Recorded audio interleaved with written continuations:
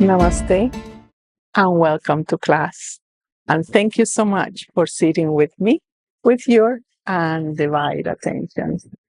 And we continued our series of the archetype of the victim and tyrant, this time at the level of the navel. And this is a wonderful, wonderful insights that you can take notes and then contemplate on the teachings, then from your own inner inspirations, you will know what to do. I don't want to say, oh, you need to do this, because we have been taught and told what to do. And in my experience in the school and dealing with the students, is that the more you tell the part that is in development, that what is it you need to do, you become a strict parent. And with that strict parent, the person gets, or the inner self get a little bit shy and confused, rather than making that an opportunity. There, the insecurity of, oh, what I need to do, observe the resources, observe the possibilities, and then each day you will have your inspiration and synchronicities to lead you in the best possible way that your capacities are able to deal the situation. Another thing that I usually recommend to my students in type of transition or crisis or simply living is to fortify yourself. That's why I have a school where you can choose a meditation, a topic, and fortify your inner world, your sense of security to meet the challenges of life and to meet the new inspirations that classes like this can lead you to a different point of view. So let's continue then with our navel center. Your navel center is first born when you are in the womb. This is the first connection that you have to the all information of your mother, your ancestors, the second chakra of your mother, etc. It's the biological link that is so powerful that we have made things more common. Let's say, oh, I need to cut cords, with my partner, with my belief systems, with anything that you are attached.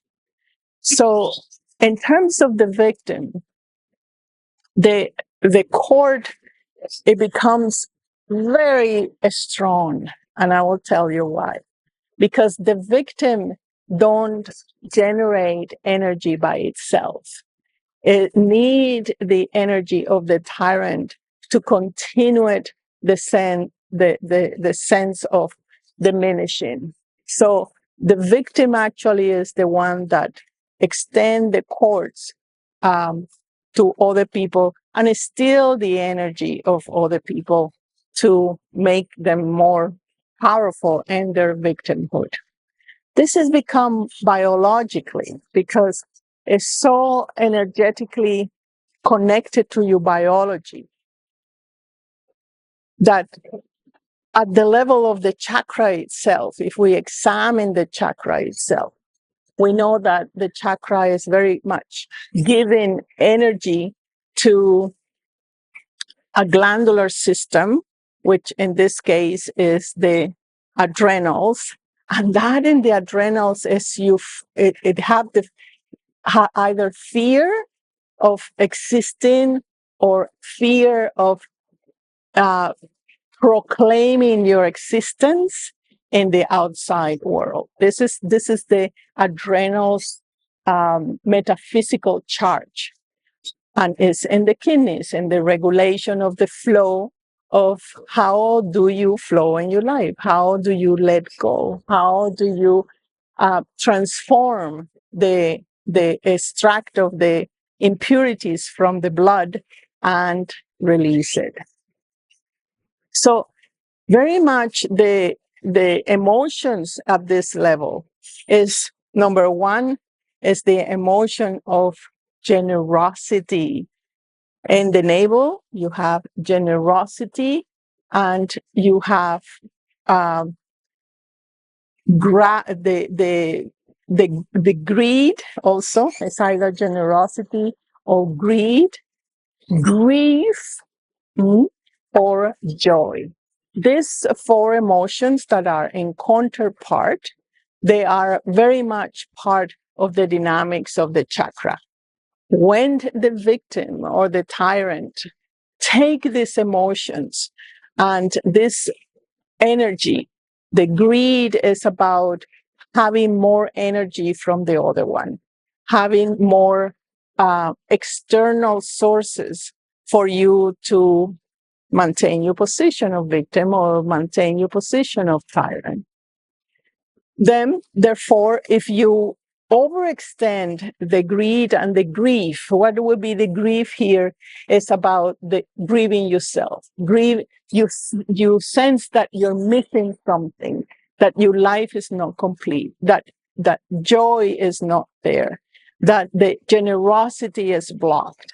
Right. So all these four emotions, either it goes in the diminishing way, in the limiting way, or it goes into the more expansive way when you start detaching and cutting literally the cords from your own victim and your own perception that you're limited, that you need the external to be yourself. I'm talking about being yourself. The navel is about transformation. If we are starting to understand that in the first chakra, you have the template, the DNA template of your ancestors that say, please upgrade me. They are not bad. They are not mean. They are not putting you down. It's simply giving you the opportunity for you to upgrade information that is obsolete. Like if we see in the 1500s how slavery was legal, right? Then the ancestors say, can you upgrade this? Can any of you can have the leadership and upgrade that? And that is the constant evolution at the level of the biology as well as the level of the consciousness. So you have the template of the first chakra. Then in the second chakra, you have the polarities very actively attracting each other, wanting to create something, creating magnetism, creating the opportunity for different connections to start creating something new from the template of the first chakra. Then in the navel center, it comes the sense of earth identity. And the earth identity means I am here, I am a woman, I born in this city, I have this ancestry, I have these opportunities. How do I work? How do I navigate? And for that, you're giving them the emotional charge that is in the adrenals. The adrenals will say, well, you have this opportunity with caution, you are protected, you can assess the environment, the physical environment, and you can be solid in who you are and show up. Tell who you are. Tell what is your vision. Tell what is your mission. Tell what is it you want. Tell what is your deepest desire that is in the belly. That deepest desire, it become like a grief. You said you want to have it. You want to have that desire of transformation. You want to have that property of digesting the information and turn it into joy and generosity. Turning into sharing with others. I am here. This is what I am. You show up. Now, this is a your first I am is the I am of Earth, is the I am that is supplying to you the tools for you to navigate in matter. Mm-hmm. So between these three chakras, this connection, you have the emotional charge, you have the biology, and the opportunities. Now, when the victim and the tyrant use that energy, the transformation gets stuck. You feel that you're not going anywhere. You are like the mice in the wheel, and you, as much effort that you put in it, as much inspiration that you put in it, you never have the sense of joy, a spontaneous joy.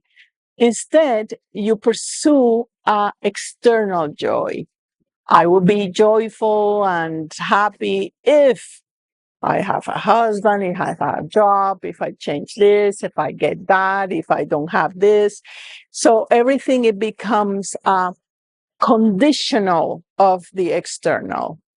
Therefore, your insecurity increases because you have no control over the external. You have no, all you can do is to navigate and place yourself in security and your own identity from here, from the navel, from the guts, from dealing with your own alchemy, letting the alchemy of yourself to lead the way. So the victim take the energy because it's all about energy. The whole entire universe is the distribution of energy. Who have more energy in terms of money, in terms of power, in terms of decision, in terms of knowledge? It's all about energy. So the victim, what it does is steal the energy. And what the tyrant does is to stir it more and more. So this link between the victim and the tyrant, it becomes like a loop. In reality, there is no difference, and I say this twice, there is no difference between the tyrant and the victim. They are the same coin with two faces. At the end, is the victim who have more tyranny over the other because it's stealing the energy, because it's not letting others or themselves to move. It's stuck in the energy. It's like a damp. It's retaining the growth, retaining the challenges, retaining the opportunities. That's at the end what the victim wants. He said, just leave me where I am. I cannot do it. I will need everything. Everything hurt me. And all kind of values and concepts start to grow from there. But at the end is, leave me alone. I cannot do it. I don't want to do it. I believe I don't want to do it. But I need to exist. So I extend my cord to anything, a fantasy, and an object, a subject, an idea. I extend my link and I start drawing the energy in order to exist.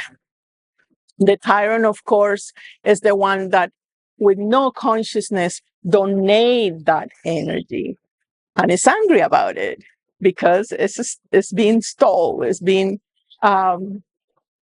misdirected, and the increment of feeling that in the tyrant that I only will get energy if I suppress other, even parts of myself, if I suppress my feelings, if I suppress my voice, if I suppress my expressions in any way, that is part of the tyranny within.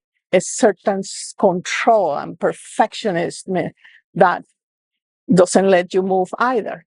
Therefore, in the navel, in that chakra, the chemistry of your glandular system start to change. The adrenals start to be more afraid, start to be more blocked. It doesn't have the energy that say, I am alive, I exist, I have the right to exist.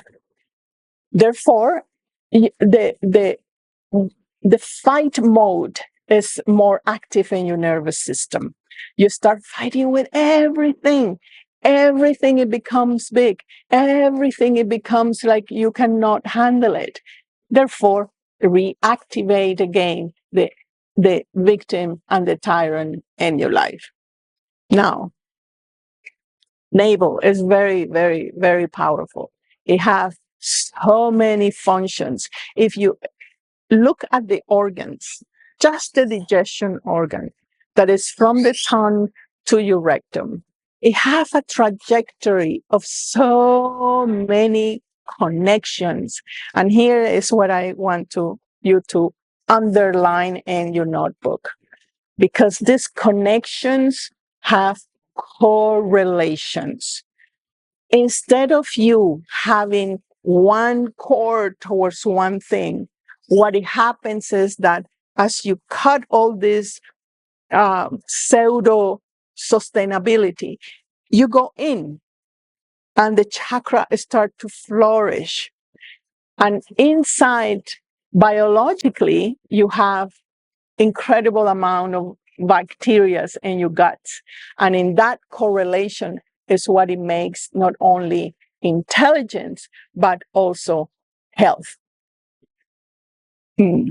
Health in the terms of no illness.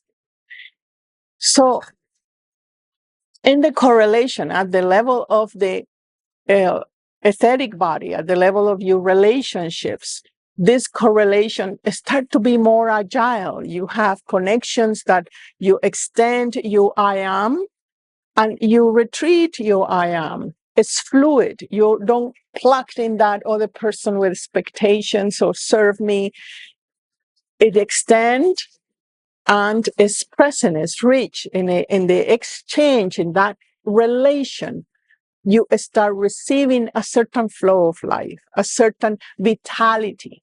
While if you are in the victim, your connections are poor. You're shy. Or if you're a tyrant, you are under a mission of oppressing. So you are not going to receive this exchange.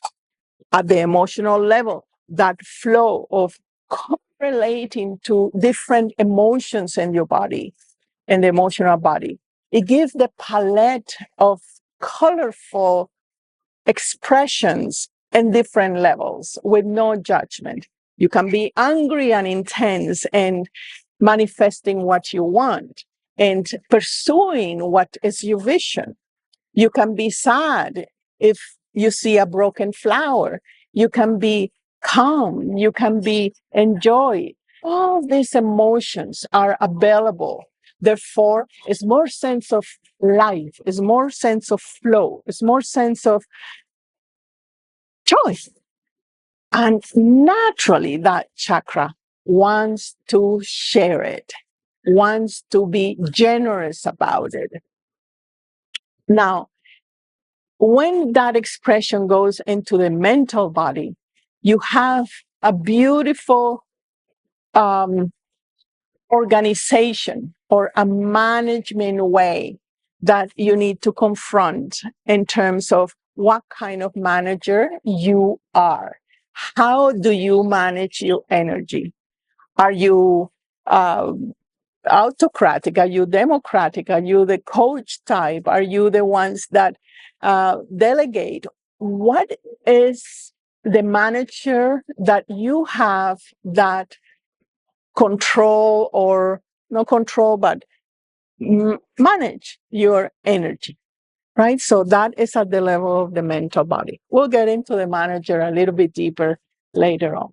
But for now, I want you to imagine that you don't have any cords, umbilical cords to the external. You have a powerful umbilical cord to your higher self, to the potential of who you are. And that organ of the third chakra, with all the distribution and metabolism of the organs, are supporting this. Your biology support your directionality of energy.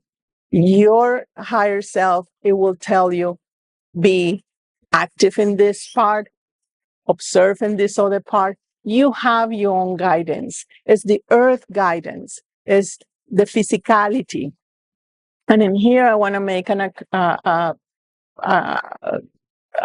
acclaration.